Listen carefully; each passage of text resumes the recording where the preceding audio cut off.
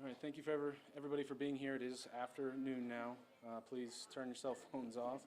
So here's what we're going to do here today. We're going to have a statement by Chief Todd Garrison of Northport Police Department, followed by Gabby's father, Joe Petito.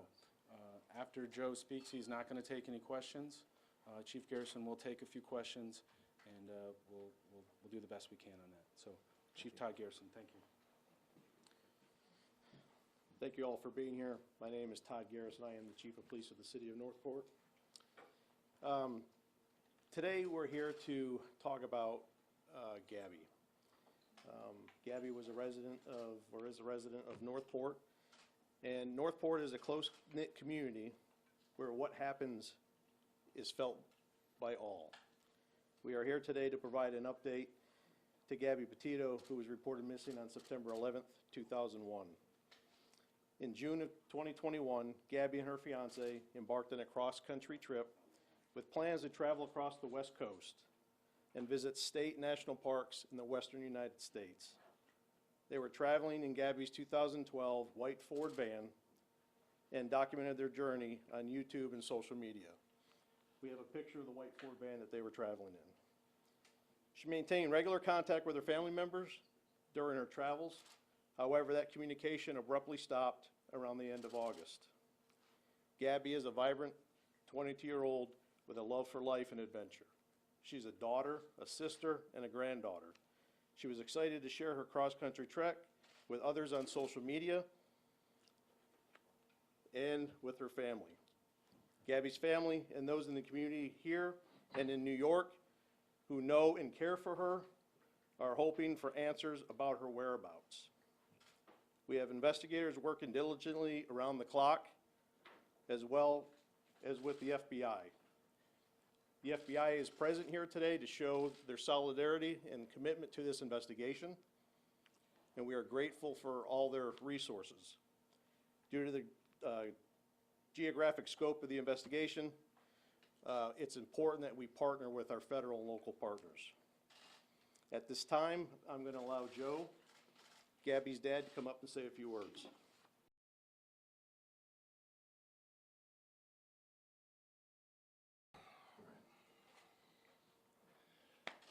All right, what I need from everybody here is help, because the goal is still not met, and that goal is to bring Gabby home safe, all right? And I'm asking for help from everyone here.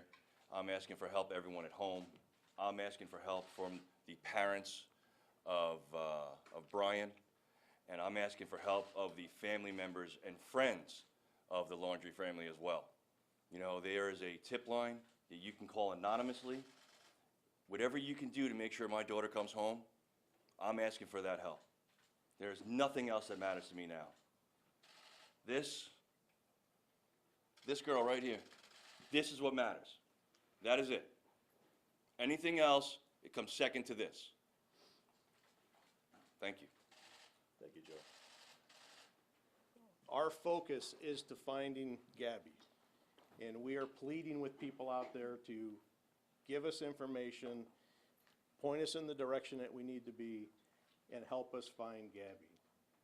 Gabby and her family deserve that. Right now, I'll go ahead and answer a few questions that I can. Go ahead. Yesterday, you reached out on Twitter to Laundry's attorney. Have you heard from him yet? I have not. Is there any criminality suspected in the case, or is this just a missing person? Right now, we are investigating a missing person case. So no criminality suspected? None at this time. Right now, it's a missing person case. Chief, how frustrating is it knowing that the family lives just a short distance away from the police department here? I'm sure your officers have to drive by his house, and to know that he hasn't given you any clues. Well, we share the frustration with the world right now. So, you know, 2 people went on a trip, 1 person returned, and that person that returned isn't providing us any information. Chief, can you bring Brian Laundrie in for hindering the investigation or for stealing Gabby's car? Right now, no. Have you guys learned anything from the van or from the phones at all? Right now, we're still analyzing all that data, which takes time to forensically analyze all that. Is the body cam video out of Moab, is that offering any sort of insight into maybe what potentially happened? Are you using that as part of your investigation? We look at everything that's coming in. As far as that having to do anything with the disappearance, we don't know. I mean, Yes, they had a disturbance. Yes, it was captured on body camera, their interaction with law enforcement. But beyond that, I don't know what it has to do with the disappearance. Do you guys know when exactly Brian left and headed for Florida? We know he came here on the 1st, but do you know when he left from the West Coast, and if there was any indication that Gabby was with him on that trek back? Right now, we're analyzing that data, so we don't have that timeline narrowed down. There's a lot of information that we have to go through. Do you know where Brian Laundrie is right now? Yes. Chief, has the family attorney said anything at all to you during your interaction? The family attorney arranged to get us some property that we were looking for, and beyond that, no. Nicole Schmidt has said that she last spoke with her daughter on August 30th, or at least someone who's purporting to be her daughter. Has any forensics been done on her phone? Have the phone records been requested? Have they been provided? Everything is being forensically analyzed right now, and it takes time. Including Nicole's phone? No, we don't have Nicole's phone. And have you requested it Requested from who? from her? Oh, I'm sorry, from Nicole's phone, I'm sorry. I don't have the answer to that, as far as that. At this point in the investigation, is Wyoming still the last place that she was known to be? Right now, it seems to be the area that we're looking at. What would it take in your investigation to bring Brian Laundrie in? Right now, this is a missing person case, all right? And our focus is to find Gabby. My focus isn't to bring Brian in right now, it's to find Gabby. Brian is exercising his constitutional rights, and I have to respect that. But as of right now, the focus is finding Gabby. Well, she's been missing for 2 weeks and could possibly be in danger. Why does he get the privilege to tell you no, that he's not coming in to speak to you? Because the Constitution protects that. Where are search teams looking currently? And are they law enforcement-led search teams? We have no physical search teams on the ground like doing grid search right now. We have resources and law enforcement partners that are out in the field following up tips and leads. But as far as a grid search right now, we're still trying to narrow down geographic areas. And do we know the exact date and exact, confirmed location that she was? We're still Because there's analyzing been, that. some say Salt Lake City, some say the national park. You know, Any- The information, there's a lot of information coming through. We have to analyze that information, we have to vet that information, and it takes time. Chief, is there any history of police interacting with Brian here in Northport, or any incident involving Brian and Gabby here in Northport before they went on this trip? I know that they've been here a couple of years now. No, Was she on any kind of medication? not that I know of. And was Northport Police aware of her mental health issues before the Moab report came out? I'm not aware of any of them. Are you able to tell us what you found in the van? I know yesterday you said you were not. No, right now, the data, the stuff that we found in the van is being analyzed. I don't know if it has any evidentiary value to it or not. Obviously, this was a van used by the both of them, which personal belongings and stuff are in there. Whether or not it has anything to do with the case, we don't know. I know you tweeted at the attorney. How frustrating is this for you personally? I want to bring Gabby home, so of course it's frustrating. And he answered us. We asked him about your tweet, and he said no comment. Your response, sir? Where's Gabby? That's my response. No, emotionally for you, as a father, as a human being, talk about what this case is triggering for you.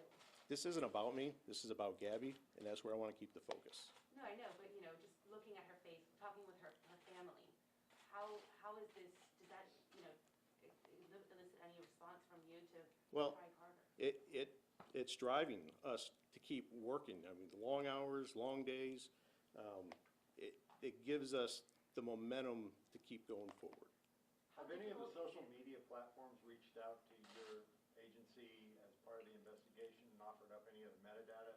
We have great cooperation with the social media platforms out there. How difficult is it, as you guys are here, she possibly went missing over there, geographically speaking, how difficult is that for the investigation? We have partners federally and locally that we can reach out and touch. One of the reasons of asking the assistance of the FBI to come in is they have a long-reaching arm.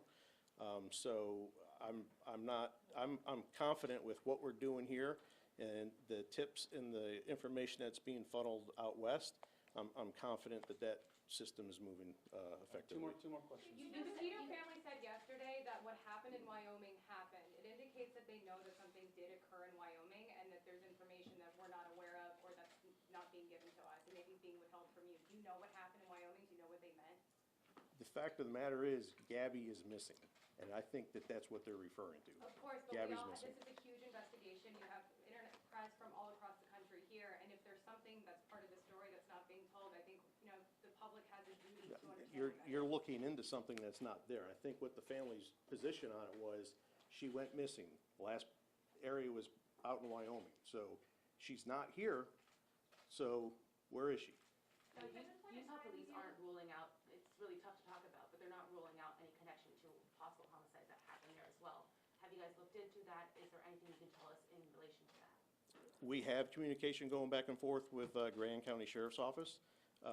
We provided them with whatever information we could.